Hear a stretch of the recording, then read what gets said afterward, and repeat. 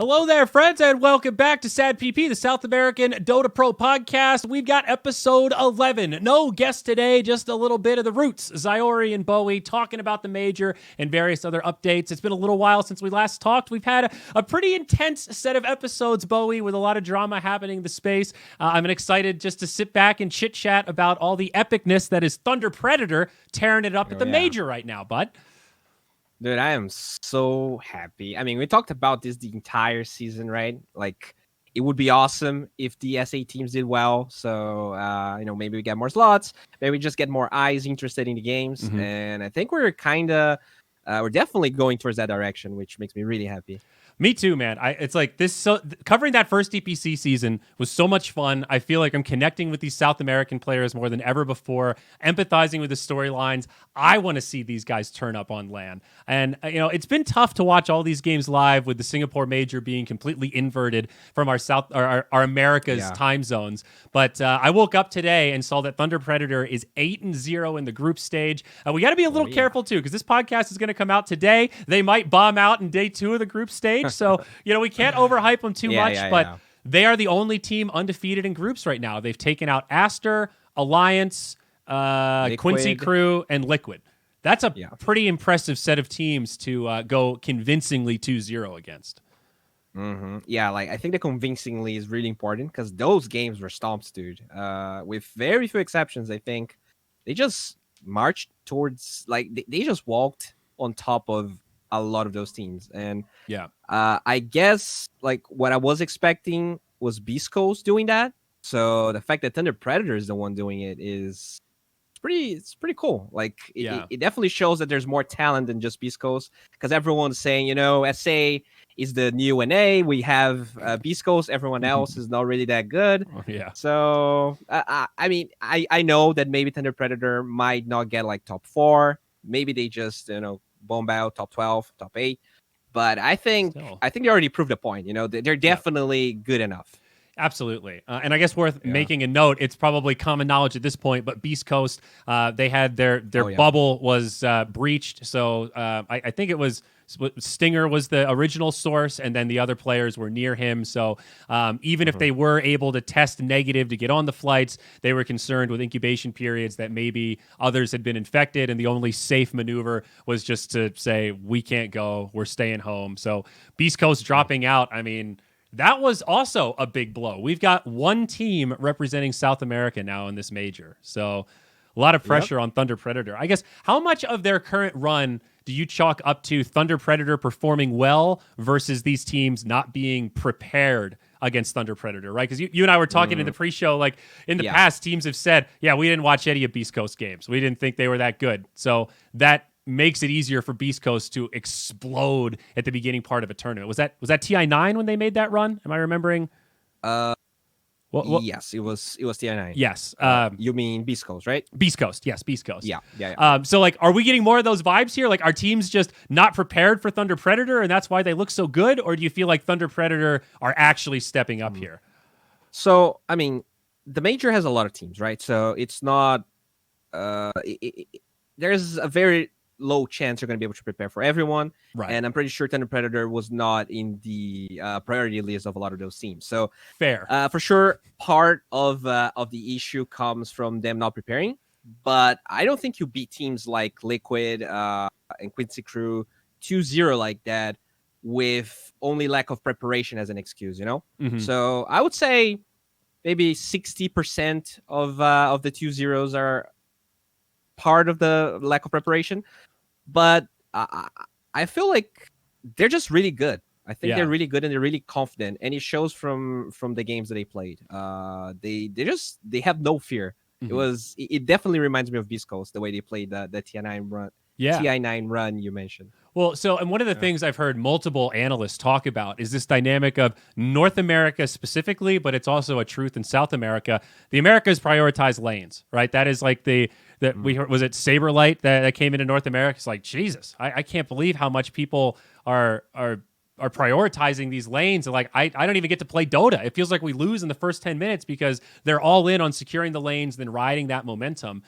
That's a really good strategy for catching teams off guard, especially when it feels like the meta in Tier 1 Europe is a little more like Secret is notorious for those mid-game moves, the late game beast. Like it feels like a lot of these European teams really draft for mid-game play and don't put as much priority in the lanes. And then you see these games at 15 minutes, Thunder Predator has a 5, 6, 7, 10K net worth lead, and it's just overwhelming. I mean, that game 2 versus Aster was exactly like that. The TA had 250 CS at 19 minutes. What? I think... like that's insane. Yeah. I don't think you watched this game that I'm gonna quote, but their first game against Liquid, the Liquid ran Death Prophet. I think it was Death Prophet. They had like 3 pushers. I think they had Death Prophet DK or something like that. And it definitely showed why these European teams play for the mid game, as we talked about. They were trying to go for these bottom barracks, and they pushed 3 times. They lost the push all 3 times, and eventually the Predator just won because they were just like throwing bodies and couldn't actually take it. So I think that's why they end up DP Lycan duo Liquid had in game 1. Yeah. DP Lycan, and the Terrorblade just got a lot of kills, and they just ended the game. So I just feel like the Thunder Predator, maybe they're very confident in the way that they play, and maybe they don't have that much to lose because it's true. Yeah, I don't think maybe they didn't have that much expectations, right? If you're Secret, you want to be top 3. If you're Thunder Predator, I'm pretty sure you just want to play the best Dota that you can, and everything that comes after that is like a bonus.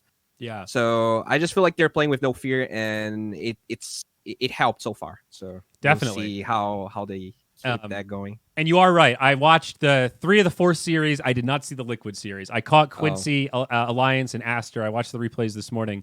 And you're right. Game 1, they didn't dominate the lanes. They just won a couple of mid-game fights. And then, like you said, the Terrorblade got huge and just kind of ended the game.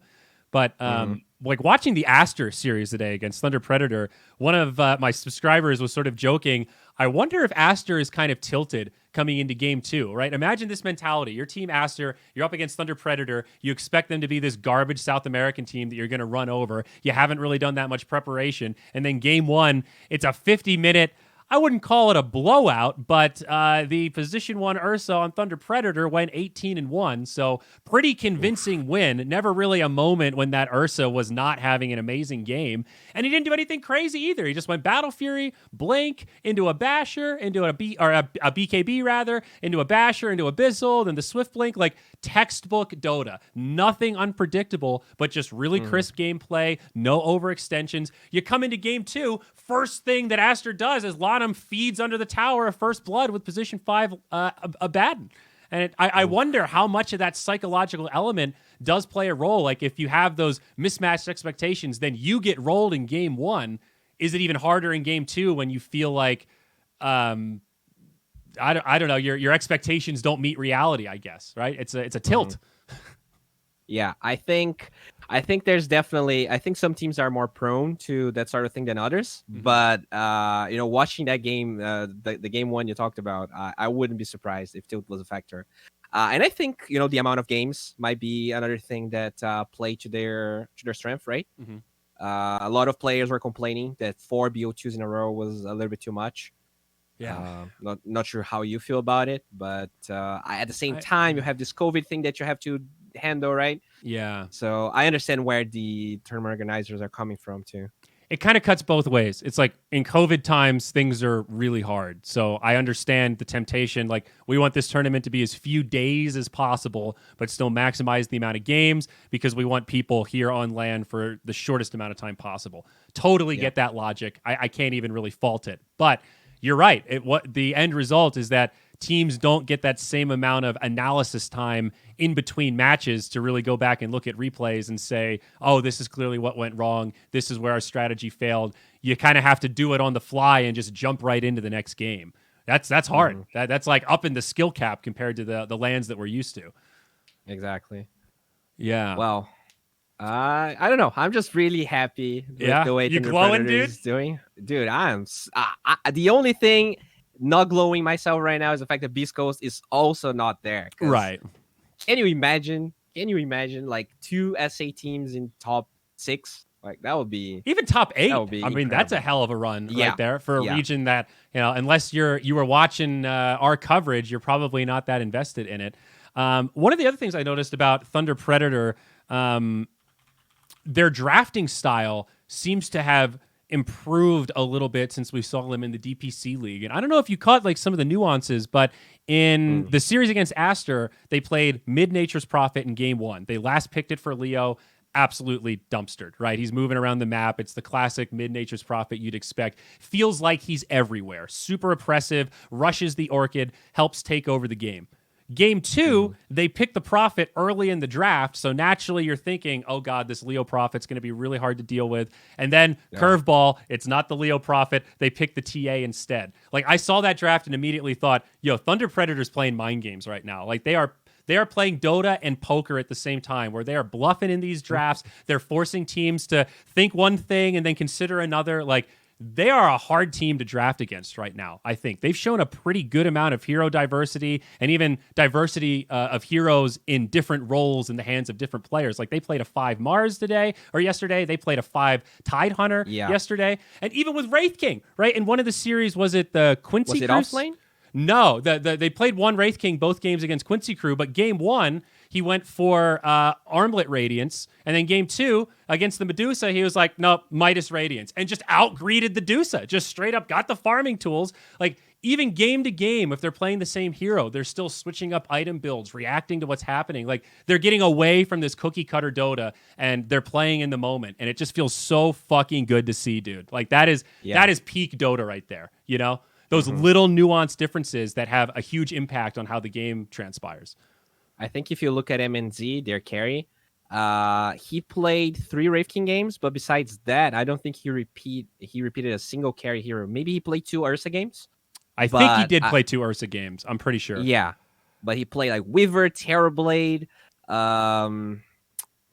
He played at least, like, out of those 8 games, he probably played 5 or 6 heroes. So I was really impressed with how many heroes he was playing. They do repeat a lot of heroes on Frank. So if I would say, like, if they actually had any weaknesses, I would say picking that pushing offlaner, I think, is a core stone of their draft. Not only them, but, you know, if they can somehow not give Death Prophet, Beastmaster, or Nature's Prophet, I think their game playing becomes much slower. Yeah. But overall, like, they just feel like a very well-oiled machine. They don't have a lot of, like, weak links. Everyone's playing really well. I think, yeah, you're right. Everyone has played well. Watching those series today, I think there were moments where I went, this guy's playing out of his mind. Oh, this guy's playing out of his mind. Leo style solo kills an Ember mid lane to get first blood. Like, oh, okay, yeah, cool. It looks like Leo's in form right now. But Frank had a couple really good Pangolier games also. One of them in particular, like, you're right about the pushing offlaners, but they're not that one-dimensional. They still have other options, and sometimes Frank really shines on these, like, chaotic, just space creation semi-carries like Pangolier, where he's setting up fights and then also doing big damage. He had a Tide game that he played pretty well too. Yeah, 5-2, 40 minutes. Yeah, man. They're owning. So how far do you think they're actually going to go? Like, real talk, how soon until they get figured out? Like, we're taking the risky play to record this halfway through the groups. Is this going to keep up, or have all the teams, like, do they have their number? Right? Like, who do they still have to play? Vici, PSG, LGD, and Neon, I think, are the remaining matchups for Thunder Predator. So how do you think they're going to do against China? Maybe that's a better direct question. All right, just before I answer, if you go to the upper bracket and you win one series, you're top 8, right? Is that correct? Let's see. Let me do some math here. 1, 2, 3, 4. I think so. It's either top 8 or top 10. It's hard to visualize with the bracket empty like this, but yeah, you're close. I would say top 8 is a fair prediction. I don't feel like they're gonna go undefeated in the group stages, because I think people are gonna study them, and regardless of, being China or anyone else, I think there's a lot of eyes on Thunder Predator, so it's expected that they're gonna lose a game. But I can feel them actually winning one game in the upper bracket. I think we were talking about this, right? We don't know if they end up first in their group or in the group. Who are they playing? So is that no? The seeding is a little weird because obviously we've had to tweak the format with two teams dropping out. So the wild card helped with that, but now in the groups, the bottom team of the group stage is eliminated from the tournament. Top 3 go into the upper bracket, I believe. Let me just double check, make sure I've got this right. Yes, they go straight into the upper bracket of the playoffs, and then the 4th through 7th place teams are advanced directly to the lower bracket round 1 of the playoffs. So I believe you were right. If you win that first round of the upper bracket, you're guaranteed top 8. Okay. But do we know how they're going to pair the top 3 with the upper bracket teams? I don't think so. If that information's been released, I missed it. But I don't think we know exactly how the seeding is going to go down. All right. So, yeah, TBD on that one, buddy. But, that matchup, that'll be big, right? Those matchups will be really telling. But yeah, I think top 8, because even if they lose to like an EG or a Secret waiting for them, they still have a chance of playing another one. So I would say, yeah, top 8. Top 8. Okay. All right. I think I'm going to echo that prediction. That's pretty safe. And yeah, if you make it out of groups, you're guaranteed top 12. So looking rough for who's most. I think Neon right now is looking most likely to be eliminated, though they're down there with Alliance. So that Alliance versus Neon series that'll be coming up this evening, that's going to be a big one for the battle of the bottom of who could potentially be eliminated. Yeah, I was surprised with Alliance's results. Honestly, I definitely expected a little bit more. I've been tunnel visioned on Thunder Predator, right? There's so much Dota going on. I can't watch all of it. There's not enough hours in the day, so you got to pick and choose a little bit. The Thunder Predator versus Alliance series felt particularly bad for Alliance. They opened with Lion in both drafts, and both drafts I was watching it just thinking like, why? Of all, like, you could pick any support here. Just like, so game 1, it was a first pick puck from Thunder Predator, and then Alliance countered with the Lion. I don't like it, but I get it, right? Lion's very good against puck. It was a position 4 Lion. The problem is that Leo's style popped off and had Witchblade before Lion was even level 6. So Lion countering puck was basically impossible, right? Lion shows up and puck just fucking kills him. So not the best counter. That happens in game 1. Okay, we come into game 2. Alliance have actual first pick, and they open with Lion again. Why? Wow. I really, I'm struggling to, and then they tried to play mid Grimstroke as well, and I think he got E-Blade at 27 minutes. The game was like already over by the time the mid Grimstroke had E-Blade. It was a really tough-looking series for Alliance. Like, Thunder Predator looked good, but it also looked like Alliance were kind of their just enemy a little bit. Or something. I don't know.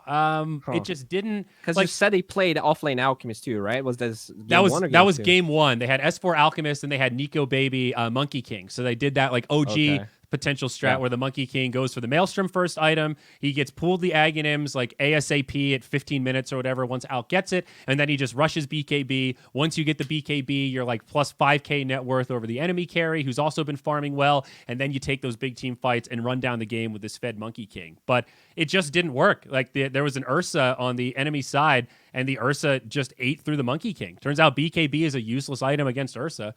And yeah, sure, the Ags is good, but if you just get bursted down before the fight really breaks out, doesn't really matter how farmed you are, right? So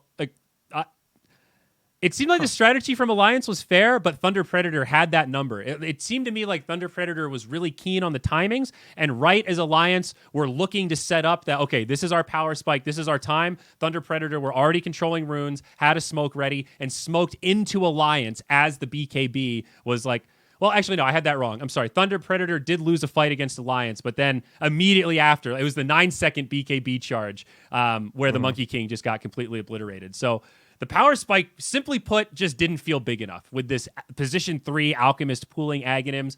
How do you feel about that build, by the way? Are you like keen on this Alch strat, or do you feel it's a little... Oh, man. I had this pub recently with an offlane Alchemist. I am a firm believer that Dota 2 is a creative, inventive game where everyone is allowed to do different things. But I gotta say, I don't like the offlane alchemist that just gets eggs straight up. I think the hero just feels like nothing afterwards. You're committing like, to 4v5. It's actually yes. it's like Wisp Dota, but even more extreme because Wisp is still like half a hero.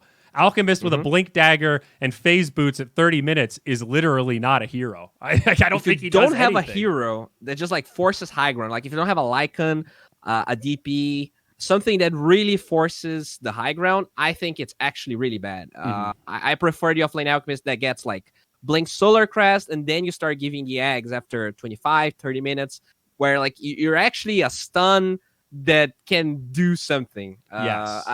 I just, it might work in some competitive games. OG definitely makes it look okay, but overall, It seems like very it has a lot of risky. flaws. Yeah. It's really one-sided, like one-dimensional, I think. Yeah. I'm with you on that, I think. So, been a hell of a group stage so far, though. And the series versus Quincy Crew was also kind of weird. Like, similar to the Lion that I was just complaining about, both games Quincy Crew played Razor. And in game one, they did, I think it was a position 1 for Yawar. And then game 2, they put it mid. And both games, I just kind of felt like, what does this Razor do? Like, I understand he's like an anti-carry hero. He buys bots, and if he snowballs, he can take the game down. But if he doesn't snowball, he feels more like a liability than an asset.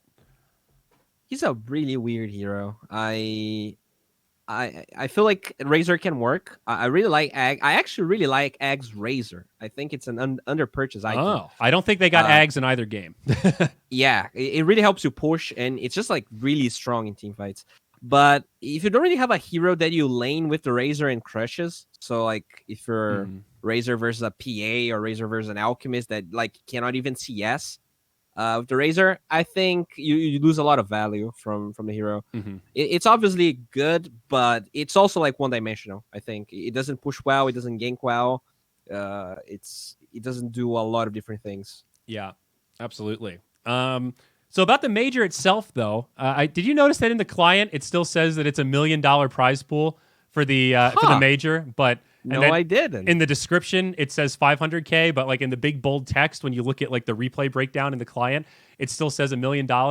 And that's probably just a relic from the past because the old majors over the last 3 years were all $1 million. But I'm not gonna lie, dude, there was a little part of me that felt like, is this one of those like intentional mess ups where like, yeah, we put the wrong number there. Hopefully people won't continue to flame us for cutting the major's prize pool in half. This should confuse a couple of people. Like I'm a little jaded and cynical, but that one irked me a little bit, buddy. Like that's one of the biggest beefs about this DPC season is that they cut the major prize pools literally in half. It's been a big talking point.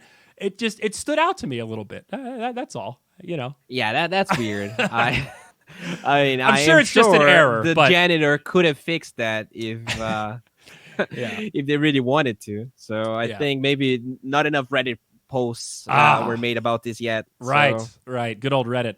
And what the hell's happened to B-Cop, dude? Can we throw that out there? I don't know if you saw that he tweeted that he arrived and then promptly deleted his tweet, and we have heard nothing from him since.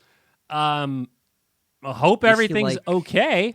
In quarantine, I guess he is, right? In theory, COVID. yes. I mean, we don't know much beyond that Gosu Gamers article that came out, and even that article is like, we don't know for sure that that's B-Cop, but 28-year-old American flying in from Romania. I don't think that's a pretty niche demographic, so it kind of has to be him. And the fact that he deleted his tweet makes me wonder a little bit. And I genuinely, I hope he's okay. I've sent him a DM a day since he deleted that tweet and have not heard back yet. So I'm just a little, I'm nervous for our guy. I hope he's okay. I hope if he has COVID that he's being treated. And I mean, I also can't help but think, how scary would it be to be in a foreign country where, you don't know the culture, you don't know the language, and you're locked in a hospital with a really scary disease. And if you have any other health issues or comorbidities, like I would just be really, really scared. Like being in the hospital alone is scary. Your cell phone? That's so weird, right? Yeah, right? It's like, I don't know why they would cut him off from the internet. So I don't have much to add here other than just like a little shout out, some positive mental energy of like, I feel bad that this was B-Cop's first major. This is a huge opportunity for him. And I I hope he's okay, man. And I hope he's able to show up and cast. And if he can't cast this one, then I hope he gets another shot. I mean, fuck, that's just so sad. He's been grinding online for 4 years now, finally gets invited to a major, and then can't actually participate and cast it despite traveling there and taking all the risk during a pandemic time. You mentioned he went from Romania, so did he stay there I think after so. the DPC league? Okay. I think so. I don't know exactly. Like I'm not that close with him, but it does seem like that was the play, I guess, given. I mean, we had that thought, right? If we had gone on site to Croatia for the coverage, is there a world where it's worth it to just stay the whole time for all the seasons? Mm-hmm. Because if you have to do 2-hour lockdowns either side of the travel both ways, it's like, what, am I home for a week to just fly back to Croatia to sit in another quarantine? We might as well just hang out in Croatia and do our thing, you know? So I have a feeling that it was something like that. Yeah, like, hey, B-Cop, if you just want to stay for the second season, we got you, bud. Here's the computer. You know, go crazy. I don't know. That's probably it. And it saves a lot of time, too. And I think if he knew he was going to the major, maybe better to not travel back, right? Because you increase the chance that you get COVID. Yeah, why take the risk? Yeah. No, totally. Oh, but even still. Yeah. But on the other side, I want to also give a shout out to our offsite commentators. With Zycops and Black, I guess, are technically offsite, but the Aussies, dude, Denog and Aries, MLP Dota, Johnny Xfire, they have been fucking slaying it, dude. I mean, this group stage has been intense with multiple series going on at the same time. And I mean, these casters have been around for a while. We've seen the Aussies like really step up when they get the opportunity, and they're doing it again, man. And I'm just happy to see some, underdiscovered talent getting a shot to really show what they've got at the major. It's a nice thing. I agree. I was watching MLP. Yeah, really good caster. I think they actually cast the Liquid game. I think it was pretty sure it was him. I think so. A lot of the games have been offsite. Oh yeah, and then also Fogged. That's another one. His local quarantine was breached, so he's sitting at home. He wasn't able to attend either because of COVID related issues. So, scary, man. Dude. It's scary. Yeah, but at this point, I mean, we're committed. So all we can do is positive thoughts. Try to think the best and hope for the best. Fingers crossed. I think that's kind of the point that we're at. So. That's my mentality. All right, so here you go, buddy. This is the real hot drama, though, relative to South America. I'm sure you saw Mr. Avo Plus tweeting about this a couple days ago. No official coverage for Spanish or Portuguese for the major. Any thoughts about this one, bud? I mean, Russia gets it, right? Yep. And English, Russia, China, and I guess there. So I have.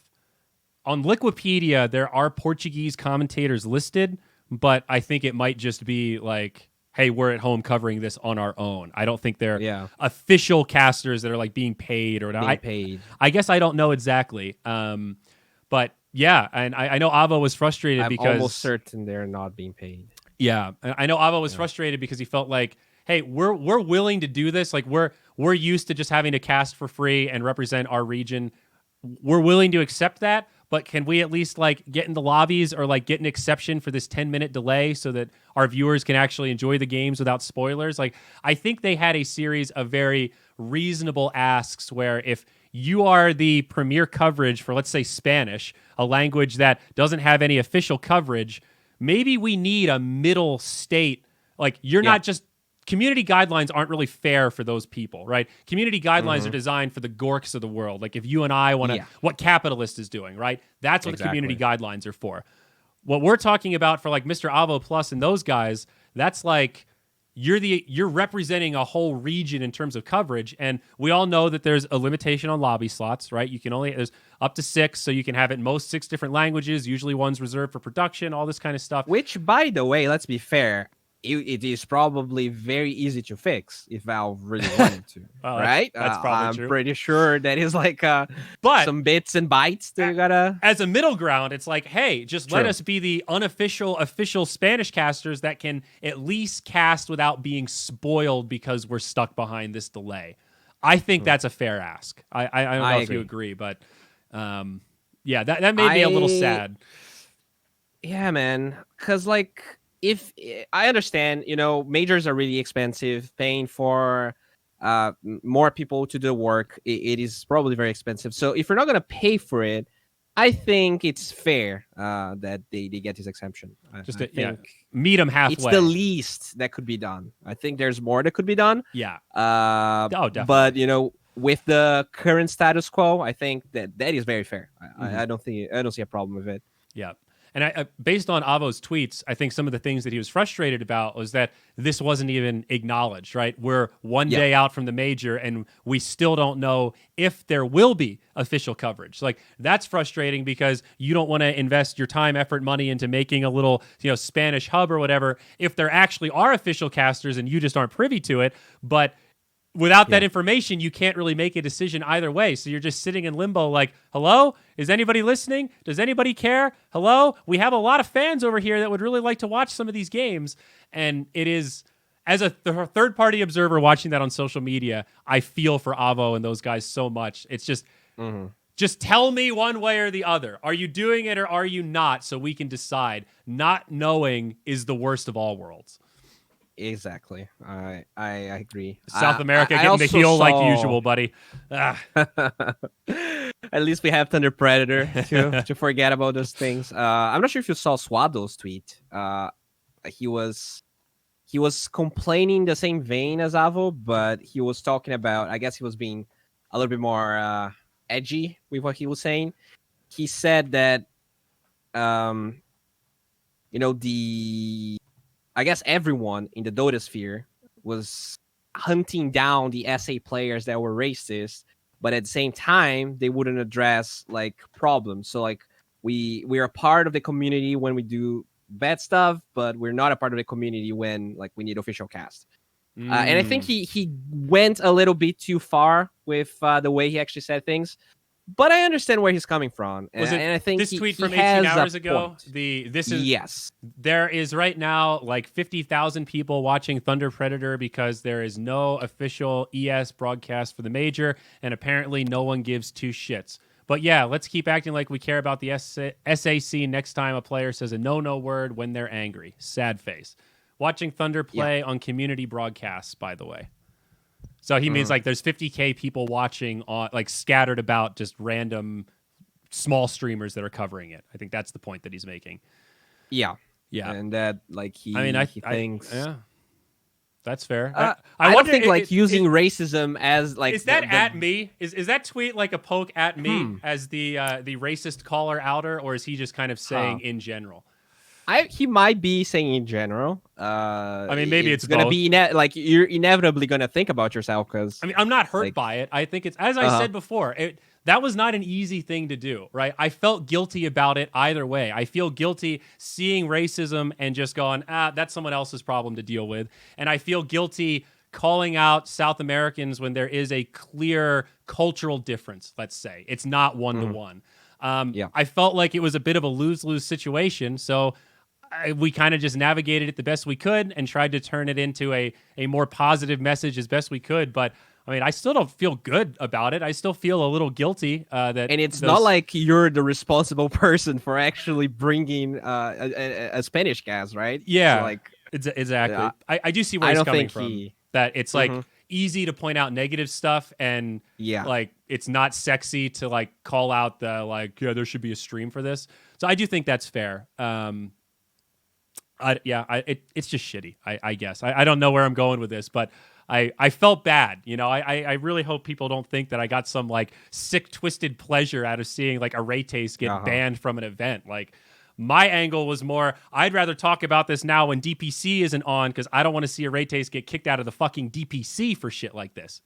I'd rather see him get kicked out of BTS Americas any day instead of DPC. So I know that that's like a nuance that a lot of people didn't see, but I'm going to keep saying it, Bowie, because, like I want the best for SA. I really, truly do. I want to see these players thrive, grow, and be real competitors on the international scene. And there are a couple of cultural strings that are attached to that. With the international scene has international standards, and I think that's part of pushing SA into the spotlight is bridging that gap a little bit. And I don't think anyone's even really tried to bridge that gap yet. It feels like SA players in general are kind of late to the party. Like when we talked about the Jericho thing with betting, right?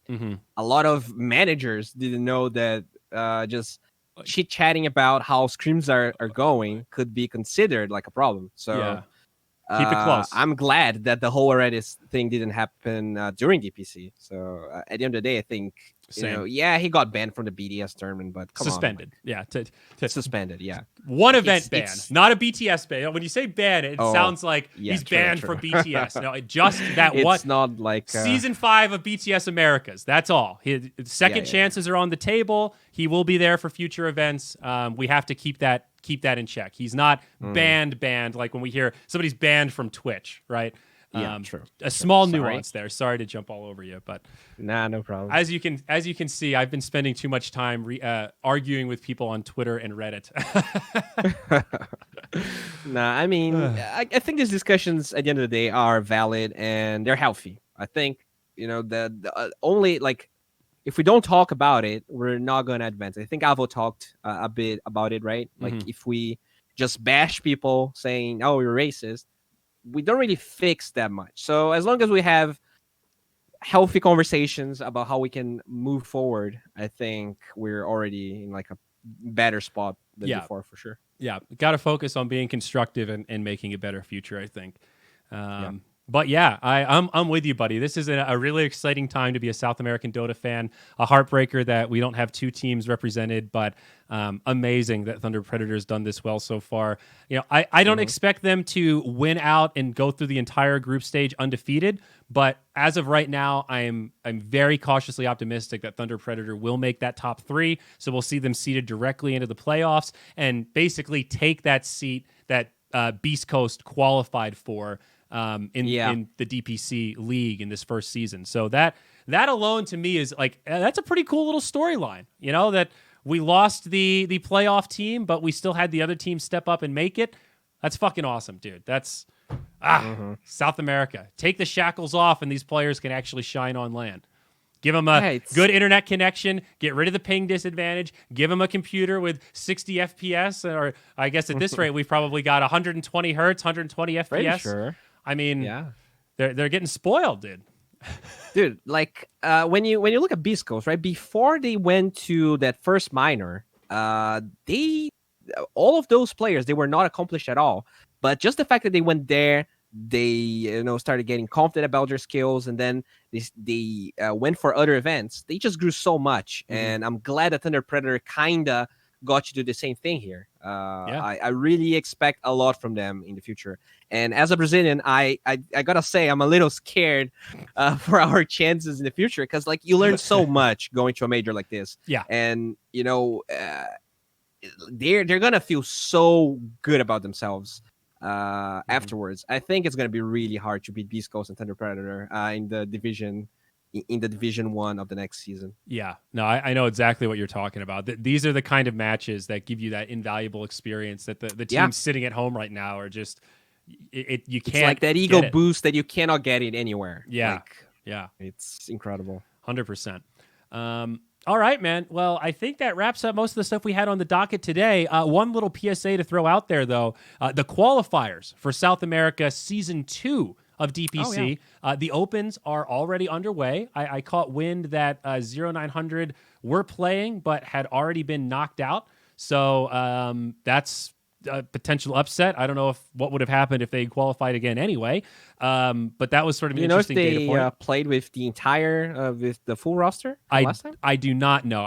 It was reported to me. I heard Jericho was playing, but it's really hard with the bracket stuff because they all have their stupid other account names, so you don't know who's who. It's really hard to navigate. But I wanted to throw this date out there so people can mark their calendars. The closed qualifiers will be coming up before too long, and I believe that is April 3rd and 4th. So the closed qualifiers for the 2 teams that will be in the lower division for Season 2 of SADPC after the major, those qualifiers are happening when the major is on, like date-wise. So that's April 3rd, April 4th.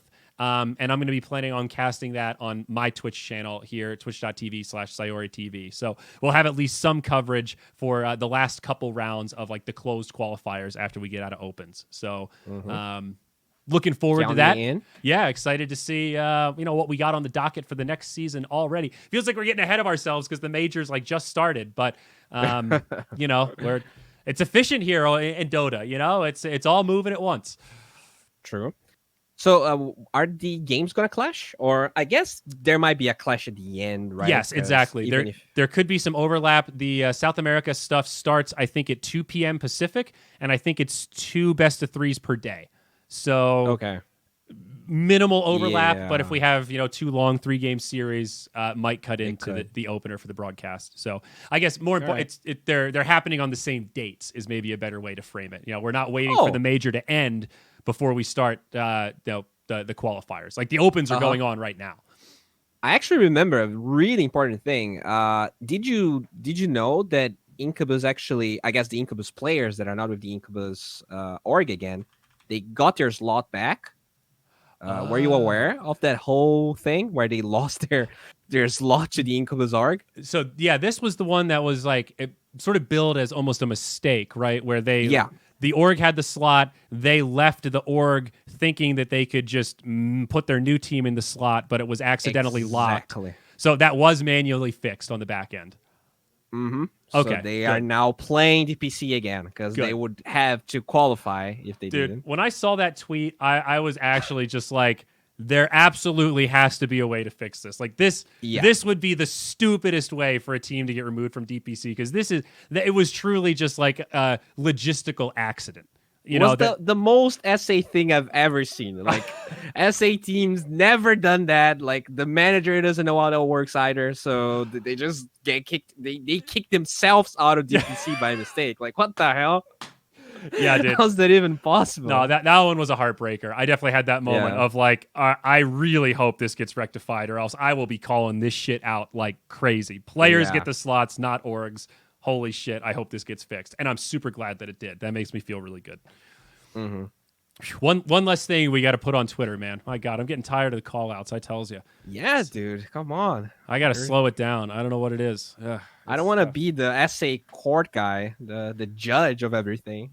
Yeah, but I mean, I liked your tweets today, though. I have to say, buddy, or like maybe finally SA will stop being the heel of the Dota community, the lowbrow joke of like, lol, insert SA shit team here. Like, I'm getting pretty tired of that shit as well, and it's like. I don't want to call everything racist, but it does start to get a little racist at a certain point of people just dismissing teams because of where they're from. You know what I mean? Like, that's not cool. Let's judge them on their gameplay, not just say, oh, a bunch of Peruvians, they're not going to do well. Like, no, that's not an okay thing to say. Kind of not an okay thing to think either, but, you do you, I guess. Yeah. It's just, I don't know, people really like to...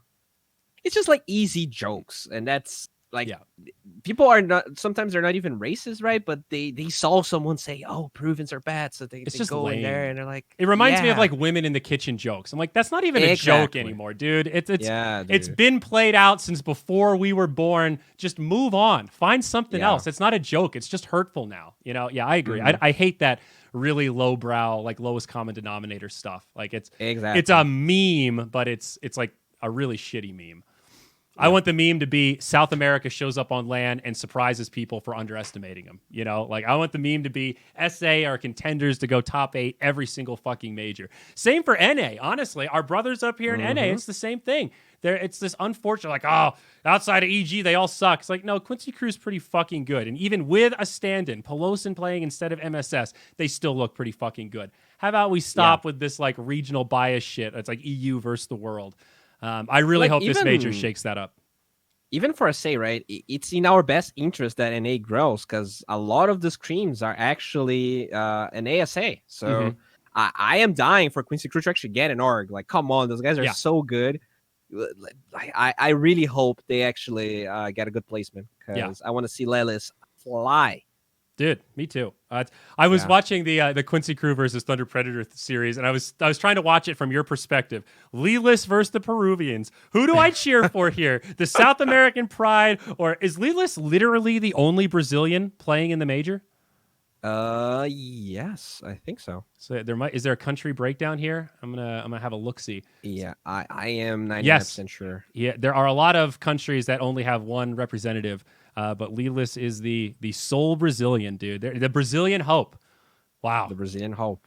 Wow. HFN was actually getting pretty close there with them beating No Ping, with they beating Beast Coast as No Ping, but he joined the roster way too late, so Yeah. they couldn't really make up for those losses early on. Yeah. All right. Well, still a lot of Major to watch, buddy. Hopefully a week from now when we record episode 12, it's more positive news to report for Thunder Predator. This is one of the first times that I've almost taken pride in like being a biased watcher, where I'm watching these TP games like, come on, boys. I know you can do it. And it's kind of exciting, dude. I feel like I've been watching these games with a shit-eating grin on my face like a kid in a candy I had my store. tweet prepared 20 minutes earlier, and I was just waiting for the game to end. And I was like, oh, yeah, they're going to win. Oh, okay, that 9,000 go ahead. All right, 15,000. Yeah. I was so happy. Yeah, it's been awesome, dude. So... Positive vibes all around, folks. Good news for South America. Thank you so much for joining us on this podcast. We'll be back again, the mostly weekly show here. You can find SADPP on Zyori.tv, Zyori.tv/SADPP. Make sure you subscribe on YouTube. You can find us on Spotify, iTunes, everywhere else you'd expect to find a podcast. And spread the good word of what's happening in South America. We're taking over Dota one series at a time, and you've got the front row seat. See you next time, folks.